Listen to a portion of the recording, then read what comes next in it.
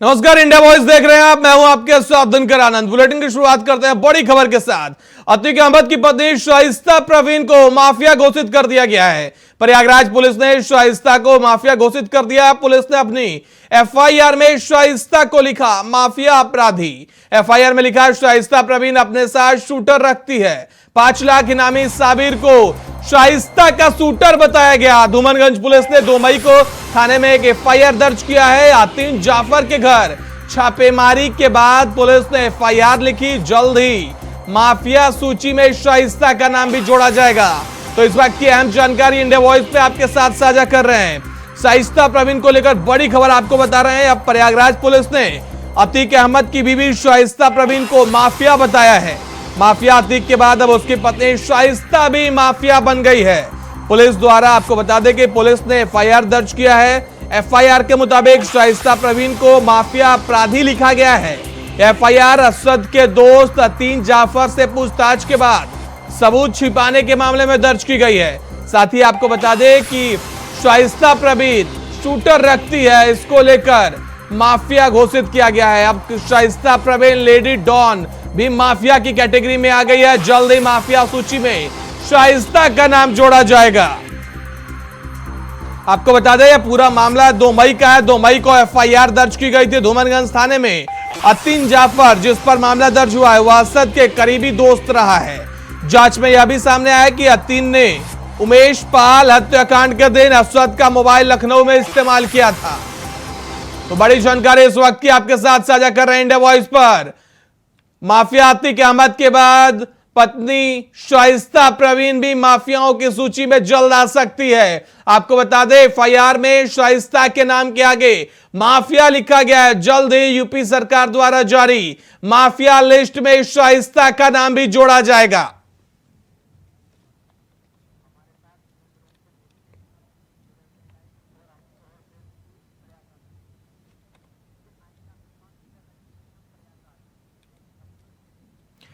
खबर पर ज्यादा जानकारी के लिए हमारे साथ न्यूज रूम से नितिन चौधरी जुड़े हुए हैं और प्रयागराज से शोएब रिजवी हमारे साथ जुड़े हुए हैं। नितिन, आपके पास आएंगे, उससे पहले प्रयागराज की ओर रुख करते हैं। शोएब, क्या जानकारी निकलकर सामने आ रही है? अब माफिया अतीक अहमद के बाद शाइस्ता के नाम के आगे भी माफिया लग गया है। देखिए, दरअसल ये पूरा मामला क्योंकि जो पूर्व में एक एफआईआर दर्ज कराई गई है तो धूमनगंज पुलिस की तरफ से एफआईआर दर्ज कराई गई है। अतीक के बारे में बताया जा रहा है कि ये वो शख्स है जिसने एक तरह से असद की मदद की थी और असद का दोस्त है। और पिछले दिनों 16 तारीख को जब अतीक असद का अंतिम संस्कार होना था उस दिन भी बताया जा रहा है, इसने अपने बयान में इस तरह की बातें कही है कि अतीक और असद के अंतिम दर्शन के लिए शाइस्ता परवीन उसके घर जो यहाँ पे खुल्दाबाद में है वहां पर आई थी। इस तरह की बात। उसी मामले में पुलिस की तरफ से एक एफआईआर दर्ज की गई है और उस एफआईआर में अतीक अहमद की पत्नी शाइस्ता परवीन के आगे माफिया शब्द का इस्तेमाल किया गया है। हालांकि माफिया की जो लिस्ट है वो शासन स्तर पर अगर जारी होती है तो उसमें आने वाले दिनों में पता चलेगा कि वो माफिया की लिस्ट में उनका नाम है या नहीं है। लेकिन क्योंकि एक एफआईआर पुलिस द्वारा दर्ज कराई गई है धूमनगंज पुलिस द्वारा, उसमें अतीक अहमद की पत्नी शाइस्ता परवीन के नाम के आगे माफिया शब्द का इस्तेमाल किया गया, जिससे अब ये चर्चा जोर पकड़ने लगी कि हो सकता है कि आने वाले दिनों में वो माफिया के कैटेगरी में, क्योंकि जिस तरह से शाइस्ता परवीन पर 50,000 रुपए का इनाम घोषित है, फरार अपराधी हैं, उसके अलावा एक के बाद एक उनके ऊपर मुकदमे दर्ज हो रहे हैं। तो ऐसे में आने वाले दिनों में किस तरह से उनको इस मामले में देखा जाता है इसका इंतजार करना पड़ेगा। लेकिन इतना जरूर है कि एफआईआर में जरूर धूमनगंज पुलिस ने उन्हें माफिया शब्द के साथ उनके नाम के साथ इस्तेमाल किया है, जिस पर अब चर्चा भी जोर शोर से हो रही थी। शोएब, यातीन से पूछताछ के बाद यह एफआईआर लिखी गई। एफआईआर किस दिन लिखा गया? क्योंकि एफआईआर के बाद अचानक से ये तो मामला तूल में आया नहीं है। और दूसरी चीज कि आखिर शाइस्ता कहाँ है?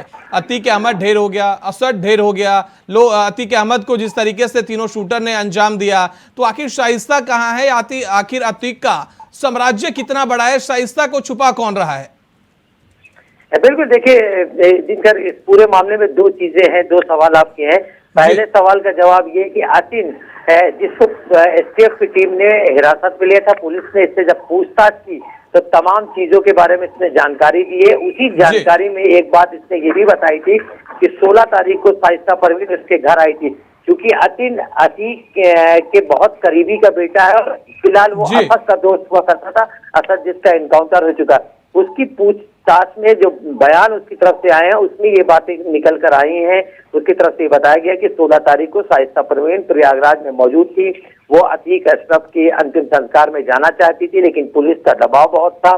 जिस इलाके में वो ठहरी थी, यानी उसका घर जहां पर था, वहां और पूरे इलाके में पुलिस की जिस तरह से बहुत भारी संख्या में मौजूदगी थी, इसकी वजह से उसने अपना इरादा बदला और फिर वो वहां से निकल गई। ये तमाम चीजें जब एसटीएफ और पुलिस ने अतीन को पकड़ा था, उसकी पूछताछ में निकल के आई।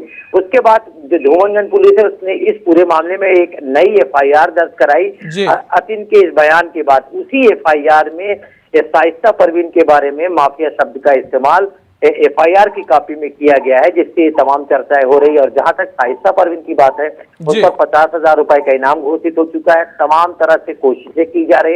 एसटीएफ और पुलिस की टीम कई जगहों पर छापेमारी कर चुकी है, खासतौर से प्रयागराज के आसपास के जिलों में। बगल का जो जिला है कौशाम्बी, वहां पर पुलिस और एसटीएफ की टीम ने छापेमारी की, लेकिन अभी तक उनको कोई सफलता नहीं मिली है। और इसीलिए पुलिस और एसटीएफ पर दबाव है शाइस्ता को पकड़ने का, क्योंकि जिस तरह से शाइस्ता लगातार लोकेशन बदल रही है और उसके साथ ही साथ पुलिस की पहुंच से दूर है, वो कहीं ना कहीं। शोएब आप हमारे साथ बने रहिए। हमारे साथ न्यूज रूम से नितिन चौधरी भी जुड़े हुए हैं। नितिन, क्या जानकारी निकल कर आ रही है? आखिर अतीक का एक काला साम्राज्य कितना बड़ा है? अतीक के ना होने के बावजूद आखिर शाइस्ता को पनाह कौन दे रहा है? क्या शाइस्ता और गुड्डू मुस्लिम एक साथ मिलकर अब अतीक के पूरे साम्राज्य को कंट्रोल करेंगे?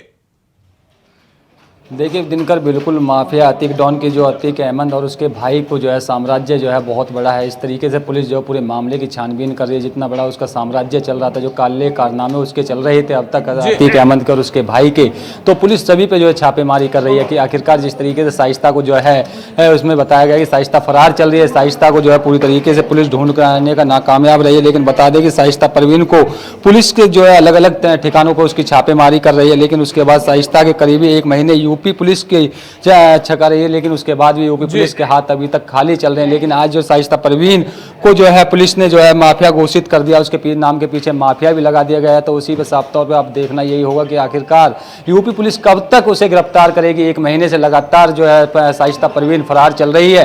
अतीक अहमद के जो बताया जा रहा था, उसकी कवर पे भी जो है माथा टेकने के लिए जो है शाइस्ता परवीन पहुंच रही थी। लेकिन उससे पहले जैसे ही पुलिस को इस बात की सूचना मिली तो शाइस्ता परवीन वहां से भी फरार हो गई, क्योंकि पुलिस पूरे मामले की छानबीन कर रही है। जो आखिरकार उसका जो बेटा है नैनी जेल में बंद है अली, उसने भी 5 लाख की जो रंगदारी है वो मांगी थी जेल के अंदर से। लेकिन उसके बाद आपको बताएं जो उसके 2 बेटे हैं, नाबालिग जो बेटे थे, जो दोनों एक ही जेल में बंद कर रखे थे। लेकिन बात की जाए जो लखनऊ में बंद है उसको जो है अलग कर दिया गया, लेकिन एक बेटे को जो है उससे नाबालिग को जो है पूरे केस से जो है मुक्त कर दिया गया है। बता रहे हैं कि आखिरकार इस तरीके से शाइस्ता परवीन जो काफी 1 महीने से फरार चल रही है, अतीक अहमद के मरने के बाद भी अतीक अहमद को जो है उसके जो बेटे अरशद है उसको एनकाउंटर में ढेर कर दिया। आखिरकार शाइस्ता जब भी उनके वहां पर नहीं पहुंची, अपने बेटे अरशद की कवर पे भी नहीं पहुंची। लेकिन उसके बाद जब बताया जा रहा था पुलिस के द्वारा कि आज शाइस्ता जो है यहाँ पर आ सकती है, पेश भी हो सकते हैं, लेकिन आज पुलिस ने एक बड़ा करना उसके कारनामे भी और बताया जा रहा है कि जो काले कारनामे उसके चल रहे हैं अतीक अहमद के, उनको जो है पुलिस जल्दी से जल्दी जो है सभी मामलों को जो जांच पड़ताल कर रही है और कहा जा रहा है कि जल्दी से जल्दी शाइस्ता को पकड़ा जाएगा। जी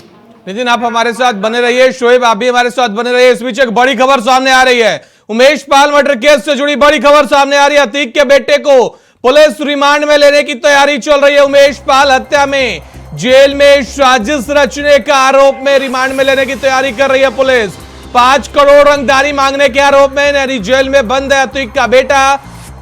एक बेटा अरशद पुलिस एनकाउंटर में मारा गया है, तो दूसरा बेटा नैनी जेल में बंद है। आपको बता दें कि उमर लखनऊ जेल में बंद है, अली नैनी जेल में बंद है। अतीक के 2 नाबालिग बेटे बाल सुधार गृह में हैं इस वक्त। एक नाबालिग बेटे को छोड़कर सभी आरोपी बनाए गए हैं। तो बड़ी जानकारी इस वक्त अतीक अहमद के परिवार से जुड़ी हुई। अतीक अहमद के परिवार पर लगातार मुश्किलों का पहाड़ टूटता जा रहा है। आपको बता दें पुलिस अतीक के बेटे को रिमांड में लेने की तैयारी में है। उमेश पाल हत्याकांड में जेल में साजिश रचने का आरोप है।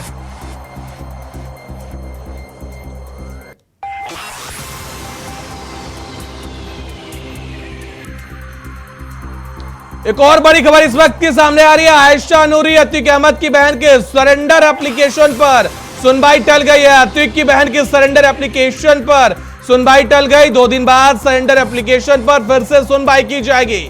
गिरफ्तारी से बचने के लिए कोर्ट में एप्लीकेशन दिया गया था। आपको बता दें कि उमेश पाल हत्याकांड में आयशा नूरी को भी आरोपी बनाया गया है। सीजीएम कोर्ट ने धूमनगंज पुलिस से आयशा नूरी की रिपोर्ट मांगी है। तो बड़ी जानकारी इस वक्त की इंडिया वॉइस पर आपके साथ साझा कर रहे हैं। अतीक की बहन की सरेंडर एप्लीकेशन की सुनवाई टल गई है। 2 दिन बाद एक बार फिर से सुनवाई की जाएगी मामले को लेकर। आपको बता दें, लगातार अतीक अहमद के परिवार पर मुश्किलों का पहाड़ टूटता जा रहा है। गिरफ्तारी से बचने के लिए कोर्ट में एप्लीकेशन दिया गया था, जिस पर आज सुनवाई टल गई है।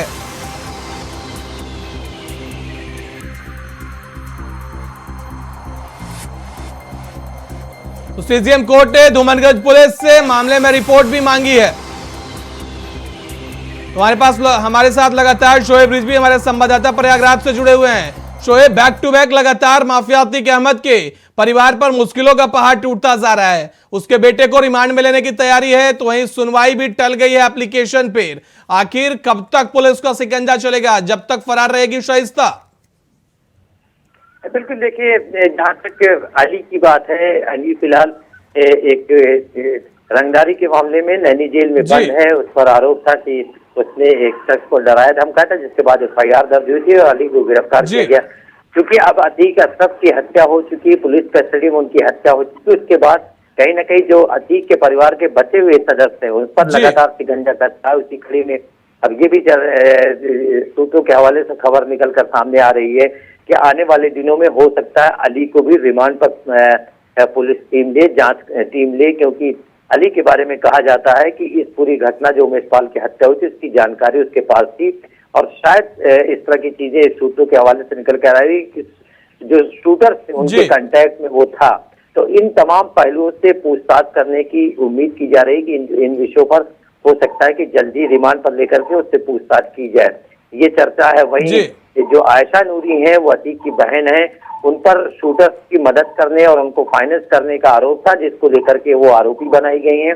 उनकी लगातार इसके ऊपर पुलिस की टीम तलाश कर रही है, लेकिन उनकी तरफ से, उनके वकील की तरफ से सरेंडर एप्लीकेशन उनकी तरफ से डाली गई थी, जिस पर अलग अलग तारीखों पर अभी तक सुनवाई नहीं हो चुकी। आज भी इस मामले में सुनवाई होनी थी, लेकिन फिलहाल जो धूमनगंज थाना जहां से इस पूरे मामले में आख्या मांगी गई थी वो नहीं दी गई है, जिसकी वजह से फिर सुनवाई टल गई। अब 2 दिन बाद इस बार सुनवाई होगी, तो कह सकते कि इन 2 दिनों तक अभी भी जो सरेंडर करने की प्रक्रिया वो संभव नहीं हो पाएगी। तो लगातार कह सकते हैं कि जो भी ये आरोपी फरार चल रहे हैं उनको जहां एसटीएफ और पुलिस की टीम पकड़ने की कोशिश कर रही है, वहीं उनकी तरफ से बचाव में कहीं ना कहीं सरेंडर करने की योजना भी बनाई जा रही है। उसी कड़ी में इस तरह की एप्लीकेशन दी थी, जिस पर फिलहाल आज सुनवाई नहीं हो सकी।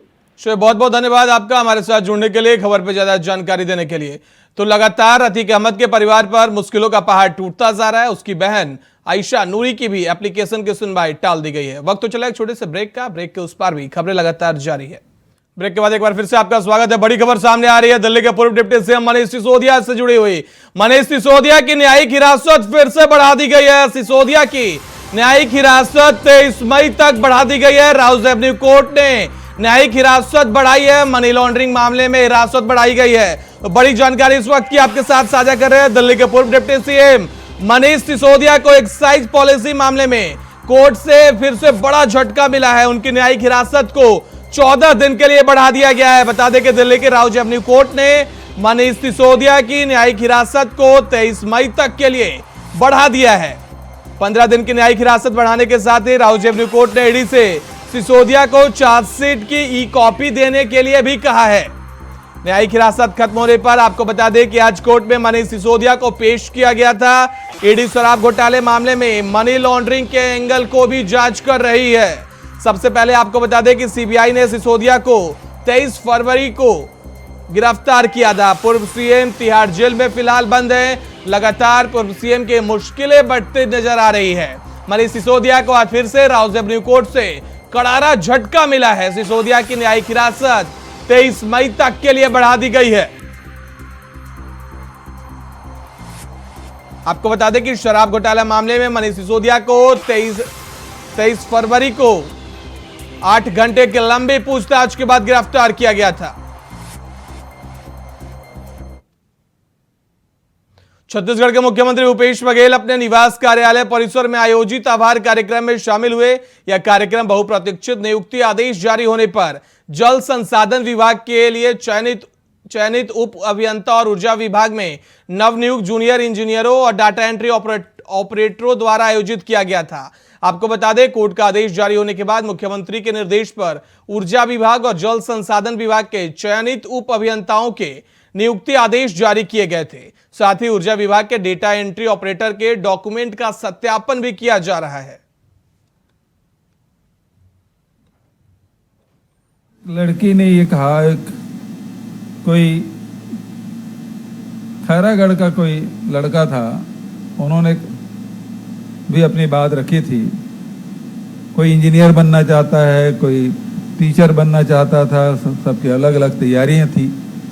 और उन्होंने ये बात कही कि ये बेरोजगारी भत्ता तो ठीक है, इससे हमारी पढ़ाई में सहायता मिलती है, लेकिन ये भर्ती आप कब खोलेंगे।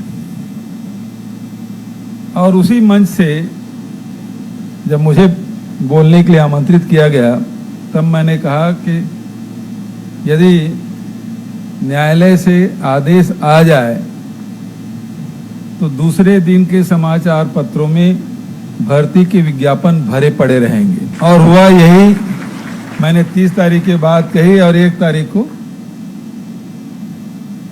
भर्ती पर रोक जो लगी थी उसे सुप्रीम कोर्ट ने, उच्चतम न्यायालय ने शुरू कर दी, रोक हटा दी।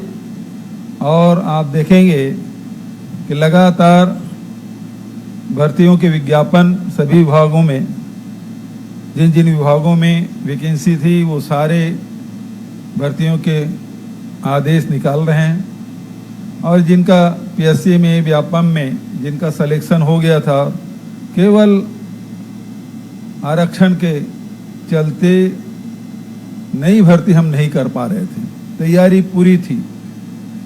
और देखिए कि सबसे पहले जो रिजल्ट आया वो आपके नियुक्ति का आदेश निकला।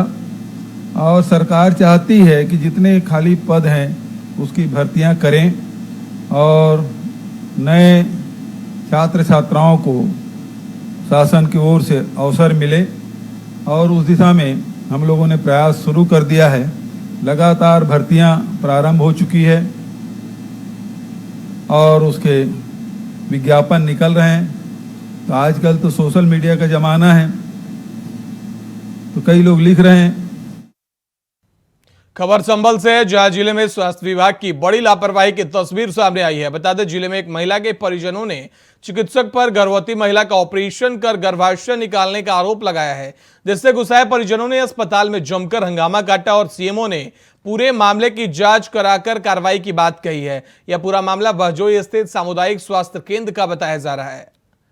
तो संभल की खबर आपको बता रहा है, जहां स्वास्थ्य विभाग की बड़ी लापरवाही सामने आई है। डॉक्टर पर गर्भाशय निकालने का आरोप लगा है।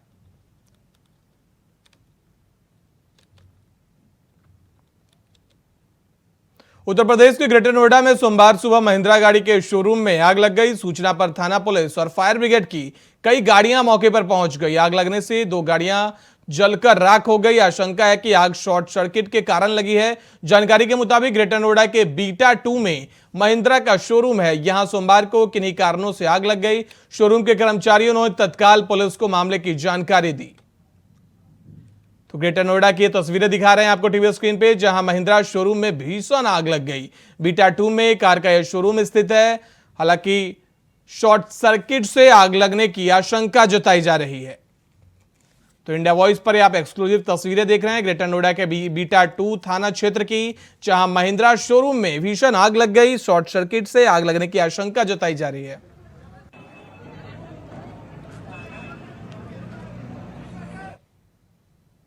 बुलेटिन में फिलहाल इतना ही। देश दुनिया की बाकी खबरों के लिए देखते रहिए इंडिया वॉइस।